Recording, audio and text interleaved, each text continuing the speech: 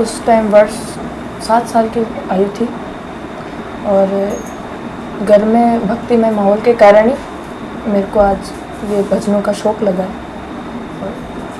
तो आपने शुरुआत में जैसे बताया कि आपके घर में धार्मिक माहौल था, इसी वजह से आपको भक्तों की तरफ भजनों की तरफ रुचि हुई। तो आपने ये भजन किन के द्वारा सीखे या आपके गुरु कौन थे? घर में भजन तो मैंने मम्मी पापा इनसे सीखे और संगीत की शिक्षा मैंने अलग ली थी, शास्त्रीय संगीत की। अच्छा, तो संगीत की शिक्षा के साथ साथ आपकी वर्तमान में शिक्षा क्या है? वर्तमान में वैसे तो कॉलेज में हूँ। अच्छा, second year, BA second year. अच्छा, आपकी ग्रेजुएशन में दूसरा साल चल रहा है। तो आपकी गायकी की तरफ रुचि बहुत ही ज़्यादा है। गायकी के अलावा ऐसे कौन से क्षेत्र है जिसमें आपकी रुचि और है? मेरी रुचि आर्मी में है, पर अब मेरे को गायकी में आगे बढ़ना है। तो जिस प्रकार आपने बताया कि आपने 7 वर्ष की आयु से ही गायकी स्टार्ट कर दी थी और अभी आप लगभग पिछले 10 से 11 वर्षों से गायकी के क्षेत्र में हो, तो आपका ये सफ़र किस प्रकार से रहा? आपने किस प्रकार से गाना स्टार्ट किया और उसके बाद धीरे धीरे आगे बढ़े और अब आप इतने लोकप्रिय हो चुके हो, तो ये सफ़र आप हमें बताना चाहेंगे? बिल्कुल भैया, मैंने ये जब चालू करा था, जब मैं माता दधिमती के मंदिर में चालू करा था। सबसे पहला प्रोग्राम मैंने माता जी के मंदिर में दिया था, हमारी कुल देवी के, और वहाँ पे मैंने बालाजी महाराज का भजन गाया था और वहीं से मेरी शुरुआत हुई थी गायकी की। और भी मैंने उस 7 वर्ष की आयु में कई जगह प्रोग्राम में मैं गई थी, पर वहाँ पे अंतिम तक भी मेरा नंबर नहीं आता था। वहाँ से निराश होकर मेरे को आना पड़ता था। वहाँ पे माइक नहीं दिया जाता था। अंतिम तक बैठा रहने के बावजूद वहाँ पे कुछ नहीं होता था।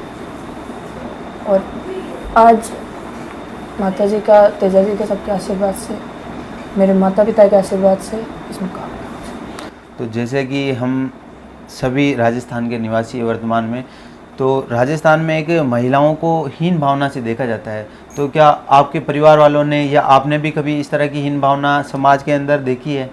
नहीं, मम्मी पापा भैया दीदी की वजह तरफ से पूरा सपोर्ट था। कज़न परिवार में जो थे उन्होंने मतलब नीचे बिठाने की बहुत कोशिश करी कि लड़की को आगे क्यों बढ़ा रहे हो, लड़की को मत बढ़ाओ, क्यों स्टेज पे गवाते हो। बहुत सुने, कज़न परिवार के लोगों ने बहुत पीछे खींचने की कोशिश करी। आपने जैसा अभी बताया है कि आपने 7 वर्ष से गायकी शुरू की, तो अभी आप कितने साल के हो चुके हो? मेरी आयु अभी 18 साल की है। अच्छा, तो आपके बारे में, जैसे अभी आप इस क्षेत्र में बहुत ज़्यादा लोकप्रिय हो चुके हो, तो लोग आपके बारे में अफवाह भी उड़ाते हैं कि आप एक लड़की नहीं हो, आप एक लड़का हो। आपकी आयु को लेकर भी भ्रम फैलाते हैं। जैसे कोई आपको 25 साल का बताता है, तो कोई कितने साल का बताता है, तो उन लोगों को आप क्या जवाब देना चाहेंगे? उनको ये जवाब देना चाहूँगी कि मेरी आयु अभी 18 साल की है और मैं एक लड़की हूँ, और ये जो भ्रम जो फैला रहे हैं ये गलत है। मैं एक लड़की हूँ और 18 साल की।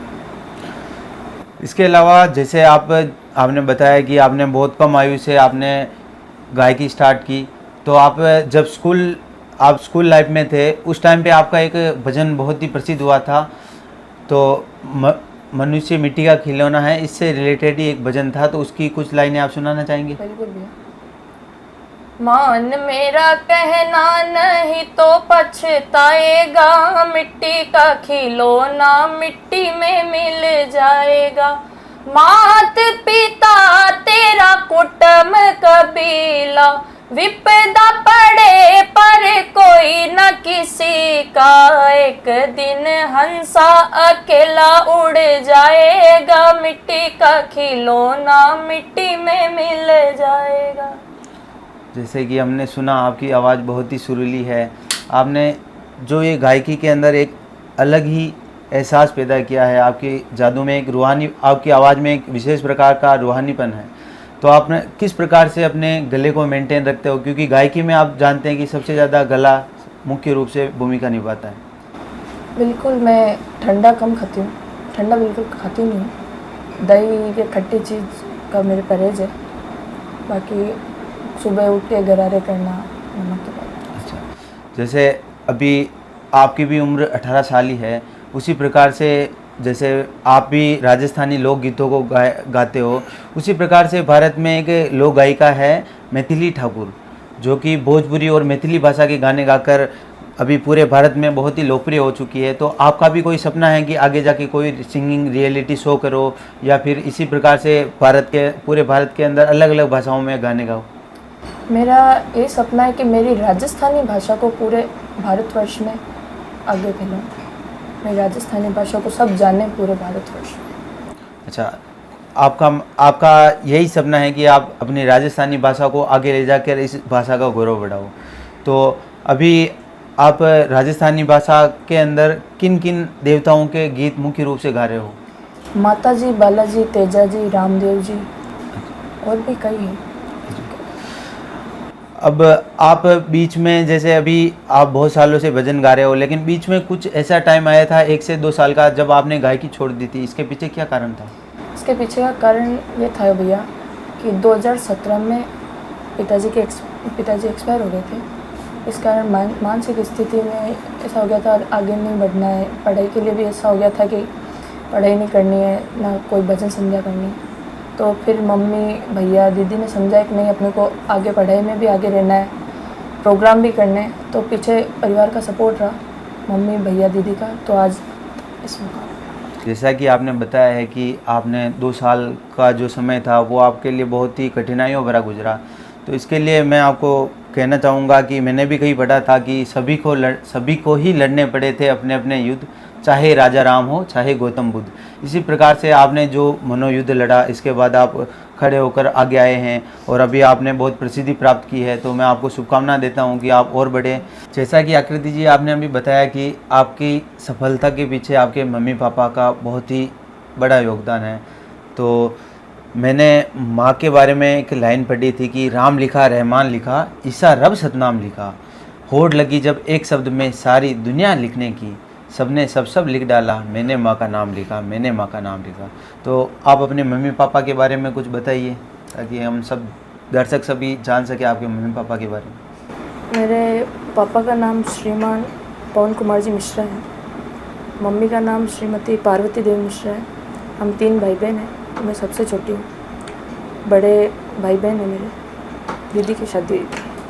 तो आप छोटे होने की वजह से घर में आपको सबसे ज़्यादा लाड प्यार मिला होगा? बिल्कुल।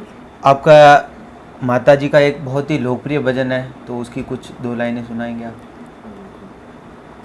कहीं थारे पग में कांटो बागी ओए, मारी दधी मती मैं है मारी कुल देवी माए।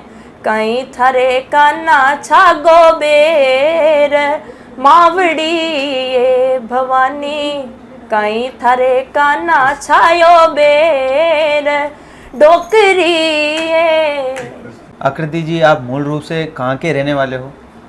हम मूल रूप से भैया झुंझुनू जिले में नवलगढ़ गांव है मेरा, और पैतृक गांव। वर्तमान में अभी आप कहाँ निवास कर रहे हो? वर्तमान में भीलवाड़ा में। अच्छा, आकृति जी, आपका जो ड्रेसिंग सेंस है वो एक लड़के की तरह है, तो बहुत से आपको लड़के भी बोलते हैं, तो इस ड्रेसिंग सेंस के पीछे क्या कारण है? मेरे को शुरू से मम्मी पापा ने लड़कों की जैसे रखा, अपना बेटा ही मानते हैं, इसलिए मेरे को शुरू से इसे रखते हैं। अच्छा, तो इसका मतलब ये है कि आपके मम्मी पापा द्वारा बेटे बेटियों में किसी प्रकार का भेद नहीं किया गया था, इसीलिए आप इस प्रकार से जीवन यापन कर रहे हो। और इसके अलावा मैं आपसे एक जो अभी वर्तमान में आपका एक बहुत ही फेमस भजन है, उसकी कुछ लाइनें सुनना चाहूँगा। एक लीलन भजन है, तो आप। ए लीलन प्यारी जय जय जय जय, गड खरनाले शहर, तू तो गड खरनाले शहर, मायड़ ने नीवण देव जे, बाबल ने नीवण देव।